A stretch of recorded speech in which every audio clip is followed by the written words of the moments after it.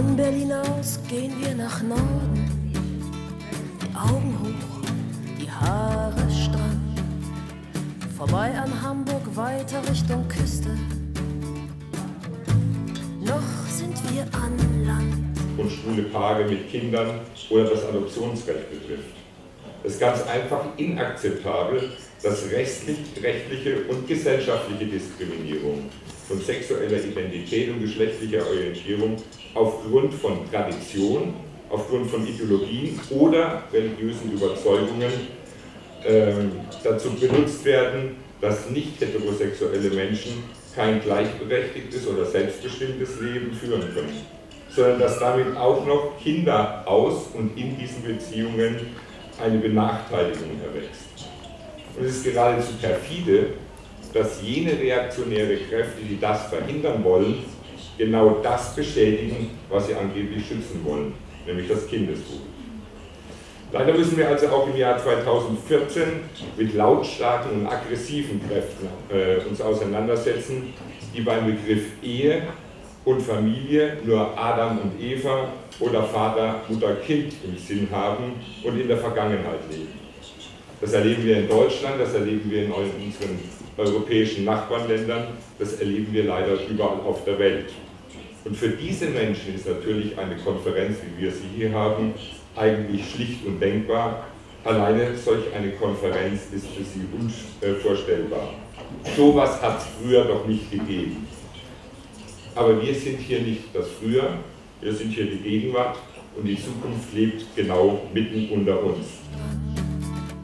Where we are at the moment with organizations in France, in Spain, in Italy, in Austria, Hungary, Ireland, Portugal, Germany, Netherlands, Greece, Switzerland, Italy, Sweden, Finland, and we are working very actively with organizations who are looking forward to becoming members of NELFA in Croatia, in Slovenia, in Poland, in Lithuania, in the Czech Republic, in Slovakia.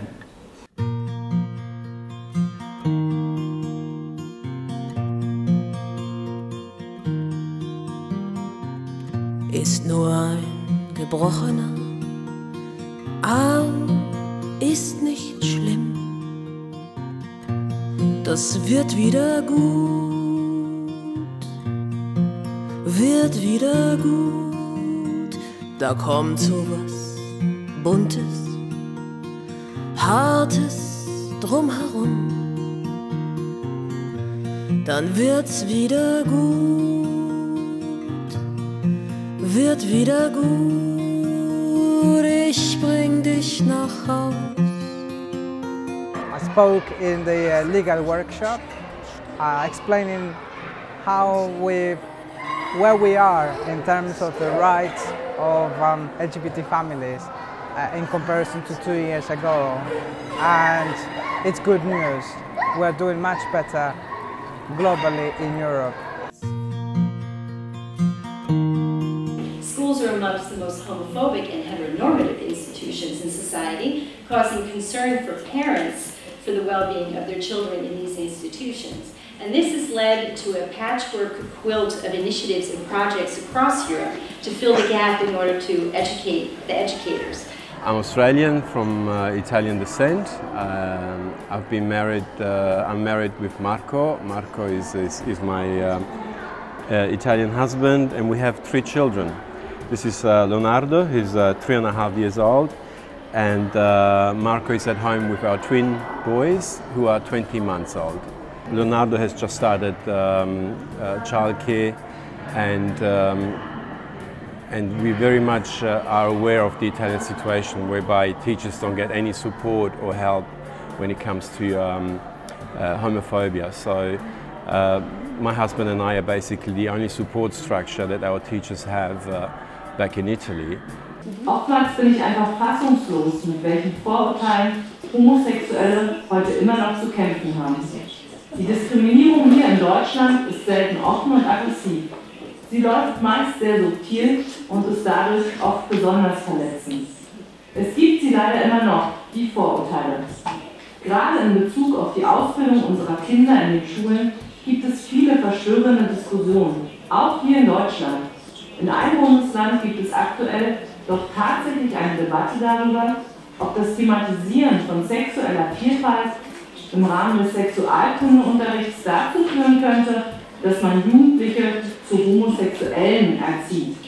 Sie sehen also, wie wichtig es ist, dass bei Ihnen in diesem Jahr die Frage im Mittelpunkt steht, wie gesellschaftliche Vielfalt auch in Schulen besser gelingen kann. Anders sein muss endlich normal werden. Dann ist auch für Ausgrenzung kein Platz mehr. What is a family? We know intuitively what our family is, but for the law to respond to that, we need some kind of recognised shape, and that's surprisingly difficult. I think that's one of the important discussions for us to have. Mi chiamo Caris, vivo in Grecia e la mia famiglia è una famiglia allargata perché è composta dai miei 3 figli del primo matrimonio e poi dei 2 gemelli che sono nati 7 anni fa insieme alla mia compagna Stella. What's particularly pressing for me is the fact that those laws are designed particularly with our children's rights in mind. And if we fall outside of laws protection, it's our children who are become the victims of non-recognition particularly. My name is Mikkel. I'm from Denmark. I live just north of Copenhagen, and I'm the proud parent of 5 kids. When I met my husband, he already had 2 kids. And later on, I am the biological father of 3 kids. Twin girls that are 7 and a small baby girl that is now 6 months old. Those were born through surrogacy. The key propositions are that under European law, LGBT adult relationships are increasingly gaining recognition. Generally, also under European human rights law, the definition of family is becoming increasingly flexible.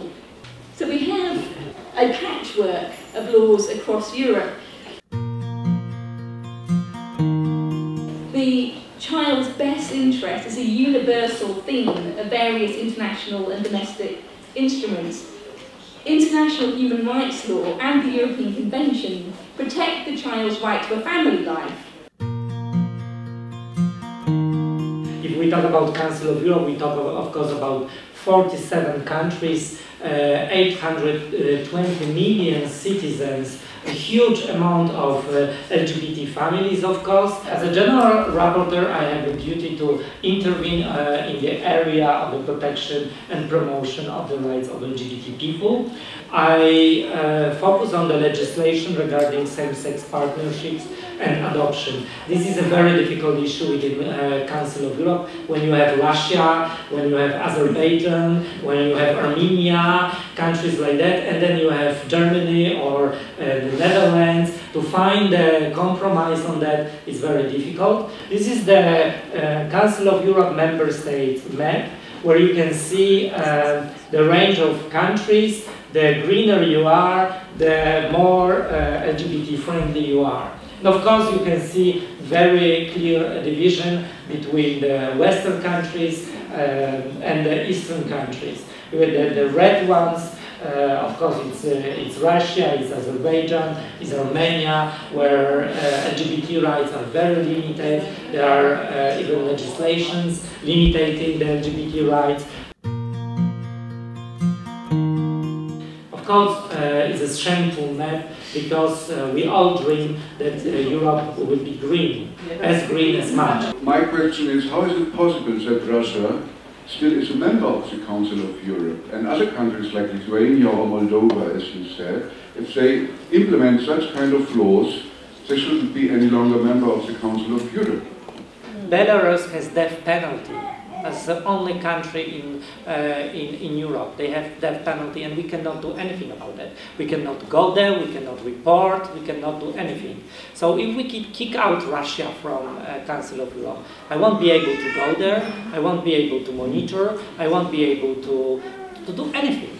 Will there be a change of attitude towards, for instance, Russian same-sex families in giving asylum in the European countries? I know that people are asking for asylum the individuals because of discrimination based on sexual orientation or gender identity within the post-Soviet countries, coming from the post-Soviet countries, and they are being granted the status, usually the asylum status. But so far there has not been a case, as far as I know, of LGBT family asking for that. If there will be a case, we'll be very happy to see it, but I'm not familiar with any of that yet.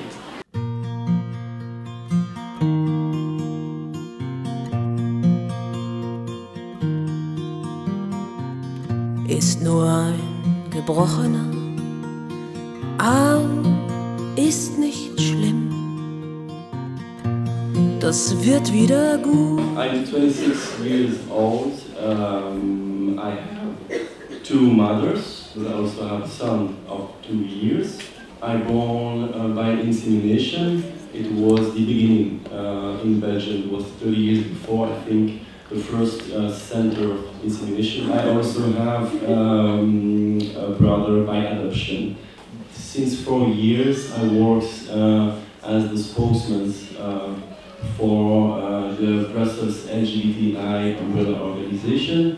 And why I did it, I don't know, because I'm straight, but sometimes children are more activist than their own parents. Maybe that's an explanation. Also ich bin Lena Hammond-Green, ich bin 18 und mache gerade Abitur und komme aus Konstanz und habe 2 Mütter, auch seit der Geburt an, und einen kleinen Bruder und eine kleine Schwester. Das sind meine Aufgaben. Ich bin Friederike, ich bin 16 Jahre alt und ich habe 2 Mütter und einen Vater. Ich habe eine große Schwester, einen Zwillingsbruder und 2 kleine Geschwister. Und derzeit besuche ich noch die 10. Klasse. Mein Name ist Malte Czarnecki, ich bin jetzt fast 20 Jahre alt, also noch 19. Habe vor 2 Jahren mein Abitur gemacht und studiere jetzt Medizin. Ich habe auch noch einen Zwillingsbruder und einen kleinen Bruder, der ist jetzt 16. Und bin auch durch Insemination entstanden und mein ganzes Leben lang bei 2 Frauen aufgewachsen. Ich bin 21 Jahre alt und als Studentin in Fulda für Sozialwissenschaften. Ich bin aufgewachsen mit einem Vater und einer Mutter, bis ich ungefähr 5 Jahre alt war und dann mit 2 Müttern. Ja, ich habe einen älteren Bruder. When I was 12 years, my parents decided to have a dog, but I was the only boy in the family because my sister, my 2 mothers had a lot of women, and it was very important for my mother to have a male dog. Bei mir war es zu 99% positiv. Also ich überlege mir auf jeden Fall, zu wen ich das direkt sage und zu wem nicht und vielleicht auch in welchem Kontext. Aber es war nicht zuletzt vielleicht auch manchmal ein Türöffner. Also gerade in unserer Generation, finde ich, ist es ein immer kleiner werdendes Problem. Und ich war jetzt im Frühjahr, im Februar auch in Berlin bei einer Schule. Die hatten einen Aktionstag und da habe ich einen Workshop mitgemacht, da habe ich einen Schüler angeschrieben gehabt, ob ich da hinkommen kann. Und ich war auch überrascht, wie viel positives Feedback und was für eine gute Einstellung eigentlich in den jüngeren Eltern vorhanden ist. Und vielleicht auch gerade in dem Raum, wo man nicht die Eltern dabei sind, wo man mal reden kann, ohne dass jemand, der irgendwie familiär zu einem verbunden ist oder von einer älteren Generation, der einem die ganze Zeit zuhört. Und jetzt im Nachhinein, gerade zu meiner Schulzeit, wo es nicht nur ein Erzählen war, sondern wie meine Freunde und auch meine Eltern mal kennengelernt haben, war das schon gängig, dass meine Eltern so ein kleines Highlight irgendwie waren. Also man wusste bei mir daheim, das sind 2 Frauen, das sind 2 Mütter, aber die sind auch total cool. Eins der Sonderaufgaben für Kinder, die in Regenbogenfamilien aufwachsen, ist es, ihre Familienkonstellation für andere Menschen begreifbar zu machen, die nur Familien mit ihrem Vater kennen und oder nicht wissen, was Schwule und Lesbisch sind. In Denmark, we felt that we were quite alone with our story of being gay dads, and there's no mother involved, and we needed to see and hear and what's going on with other families around Europe if they're facing the same difficulties as we feel that we are. I felt that it was something that I was going to be able to take home with me when it comes to my children being at school.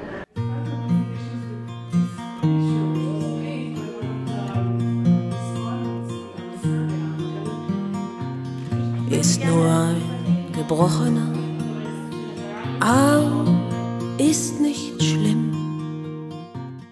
you work with primary schools? Well, I mean, it's probably obvious to you, but when I tried to explain to people before what I was doing, what I was working on, they would say, well, but you know, there aren't any like gay children, are there? And actually, they don't actually know what gay means at that age. So how come you're working with primary schools?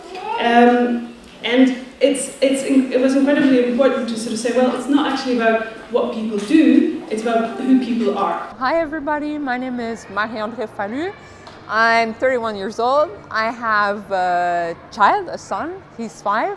I'm originally from Canada, but now I live in Germany. So for the past 10 years, I've been living in Germany. I'm Suli Pushpan. I live in Berlin. I come from Vienna. I have many kids because I work at a school and I make a lot of music with children, so I have many kids. Siamo venuti io e i miei 2 figli adolescenti qua in Germania, e mentre Stella con i gemelli sono rimaste ad Atene a celebrare la festa delle famiglie domani in un parco, Accademia Platonos. Me and my wife met a lot of teachers and a lot of educators to try to understand which could be the best kindergarten for her. Every one of these teachers had only one kind of family in their mind, the traditional one, and which are the consequence on our children at school when you have a teacher that is very loving and very good one, but she has only one kind of family here in the head. When our children enter school, they have a family with 2 mothers or 2 fathers. When after 5 years they leave school, they have a family without a father. Homophobia is very deep inside us, so you don't grasp it just in the frontal lesson. I wanted to work with interactivity. Teachers always ask us, please tell me what must I do when I am in the classroom. Please give me tools. If you ask to a fish, what do you see? He will answer, I see other fishes, I see seaweeds, or I see coral reef. But he will never answer, I see water, because water is everywhere and is considered natural. Homophobia for us is like water for the fish. It's so natural that nobody sees it. So the first problem of homophobia is not to tackle it, it's to see it. Because you can't struggle against something you don't see. So I understood I would have created a course to show the water to the teachers. Homosexuality was decriminalized in Canada when I was 5 years old, in 1969. In 2005 we got same-sex marriage in Canada. And in 2009, because of that report that we put together with the Human Rights Commission, we were able to get the government to do a policy against a national policy. We say national for Quebec, because Quebec wants to be a nation for some of us. So the national policy against homophobia. Again, it's not a law, but it's a national policy, so it has a lot of clout. It helps us to move our work forward. In 2002, we also got adoption rights, so we could adopt kids that were born in Quebec. Not only co-parent adoption, but adoption outside of the family as well. We do workshops for teachers and for future teachers, for different types of professionals, whether it's psychologists in the healthcare sector, people working in fertility clinics, people working in adoption services. Tränen, die laufen in Bächen davon. Das wird wieder gut, wird wieder gut. Ich bring dich nach Haus, mach dir ein heißes Bad und hör mir deinen Kummer an, dann wird's wieder gut.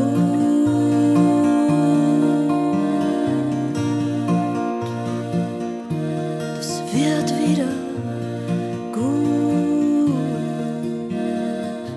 In 2011, IGA Portugal, that is the Association of Gay and Lesbian People of Portugal, organized a workshop founded by the Grundvik program, and the title was LGBT Families and their search for happiness.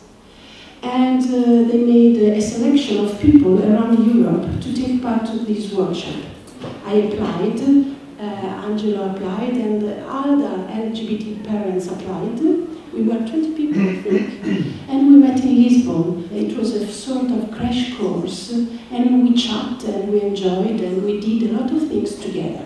I came back to Italy, and I said, okay, I want to do something with these people, because they are activists like me, and they are very nice and very fond people, full of energy. And this is the first thing I've learned.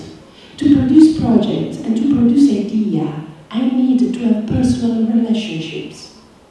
I need to be hit emotionally somehow. This is why I consider personal relationships so important for us if we want to do something together politically. So after this workshop, I had the idea to produce another project. And I began to think, what were our needs?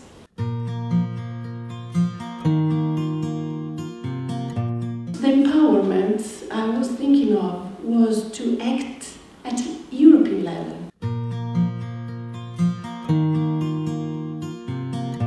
We can't act jointly if I don't know what laws you have in Germany and you don't know which is the situation in Italy.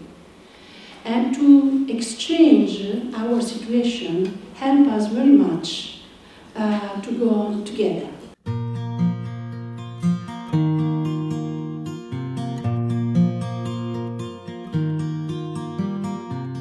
Ist nur ein Gebrochener.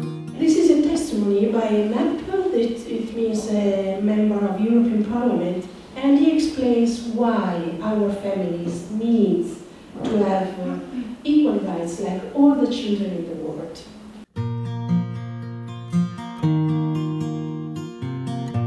This is the NELFA public petition to European Commissioner Viviane Reding.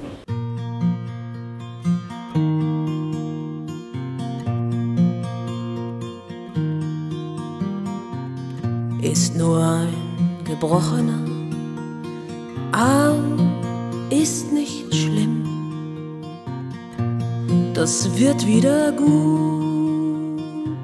It recounts the daily life of 13 Italian families, the story of their travels in Europe, United States and Canada, and their struggle to have their rights recognized in Italy.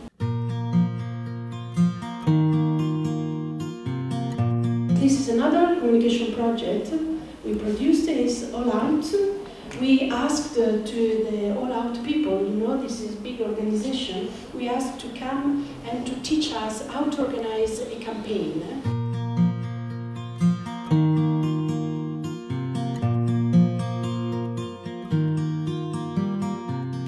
Ist nur ein Gebrochener. Being invisible and therefore explaining the family structure are the main challenges that LGBT parents have to face. How can we support our children to be prepared for all the questions from friends, teachers, and neighbors? This workshop has a 3-steps approach. First step, let's get in touch with the emotional connotations of our sexual identity. Second step, in order to be a role model for our children, let's look at our resources, and there's plenty. Third step, we will work on useful strategies to empower our children. Only strong parents can empower their kids.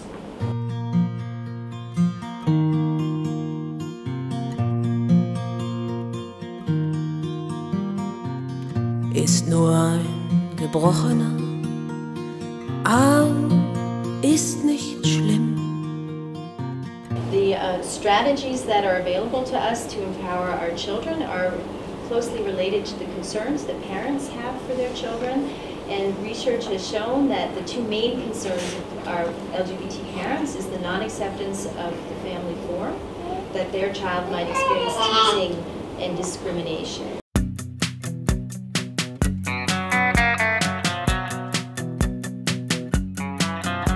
Einen Schritt weg von der Wand, setz die Turnschuhe in Brand. Tu alles, was du geben kannst. Rauch dein letztes T-Shirt auf, schreib die Tonleiter hinauf und sing.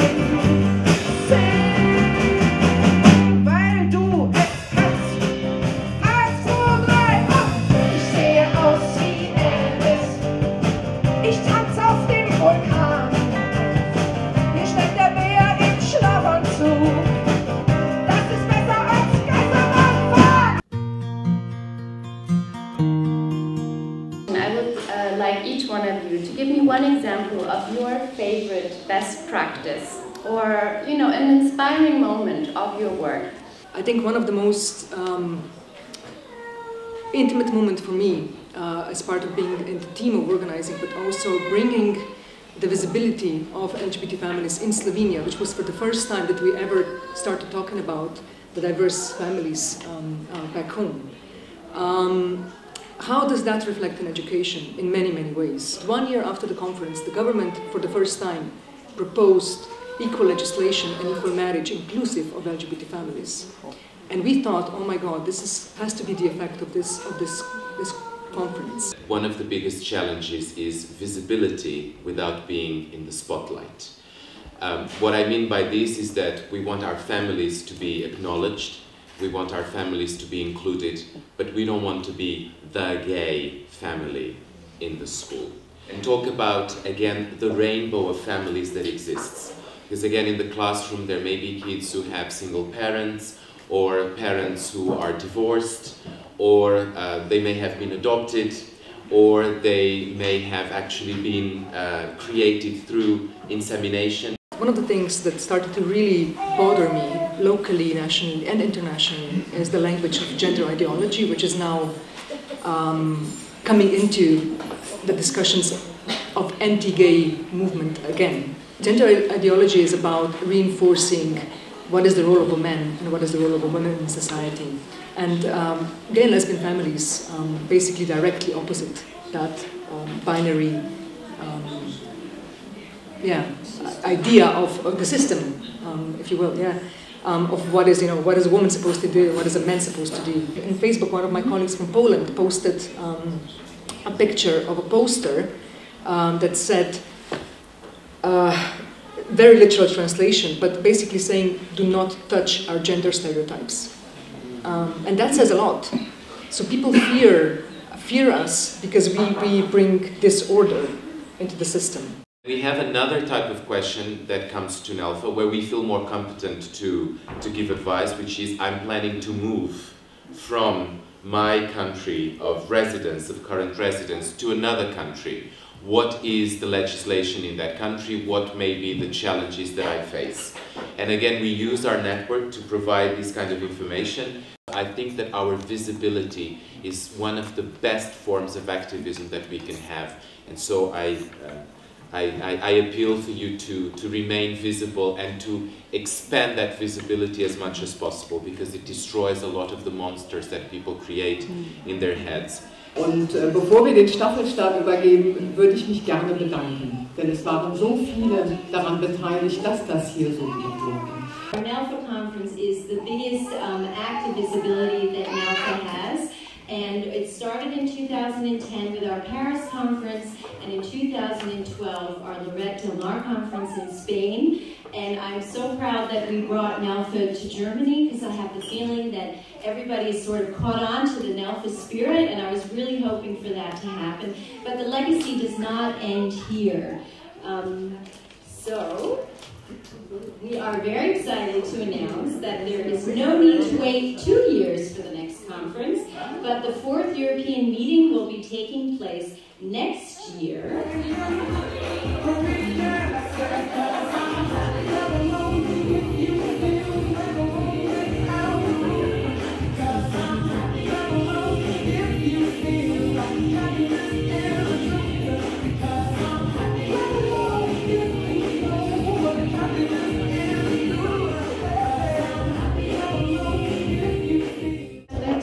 Meeting will be in Italy, and it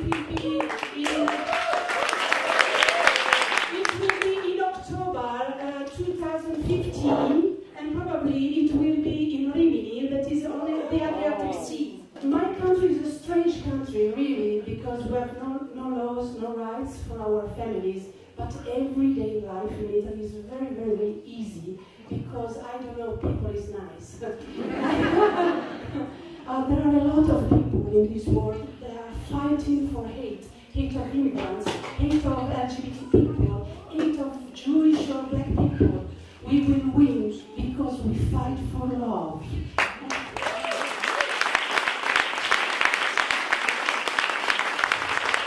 Love of our children and love of our our family and love for a more welcoming place where to live. We are the rainbow families, the rainbow families.